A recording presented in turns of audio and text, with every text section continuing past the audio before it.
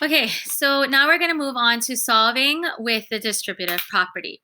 Okay, so here we have a problem. It's a pretty simple one compared to the ones you're going to do.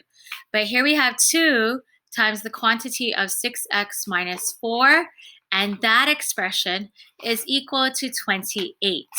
Okay, so before we can go ahead and solve, and yes, you could start by dividing both sides by 2, but because other problems you're going to have in your classwork and your homework, there's actually strings of number after this. So I want to practice with the distributive property. So you're going to go 2 times 6x, and you're going to go 2 times negative 4. Okay, and that's how you're going to get 12x minus 8 is equal to 28. All right, so now we have a 2-step equation. Now we want to do our inverse operations to work backwards towards what is x all by itself. Isolate the x.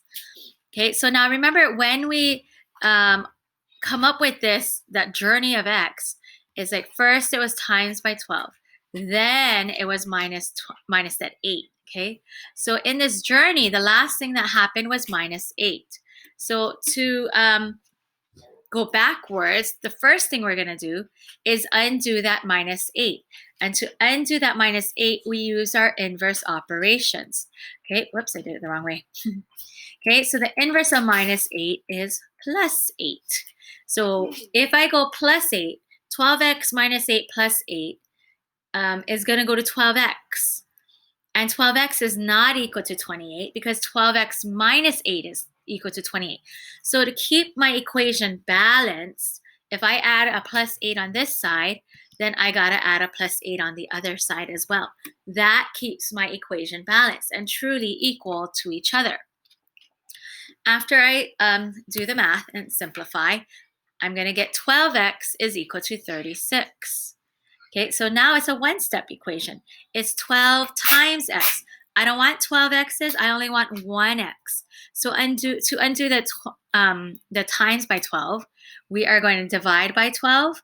And then again, because it's an equation, I can't just do that to one side. I got to do that to both sides to keep it balanced and to keep it truly equal. And then we simplify and we get x is equal to 3. Okay, so solving an equation that has a distributive property inside is not that hard. You just got to make sure you are doing the distributive property. Don't drop your negatives. So if this is like a negative 2, I would have multiplied 6x by a negative 2. And I would have multiplied the minus 4 by a negative 2. Okay, so always carry your symbols in the front with you as you are distributing, because that makes it a lot easier. Okay, so distribute your numbers correctly, combine your like terms correctly, and then isolate your variable, and then you'll be fine. You'll do good.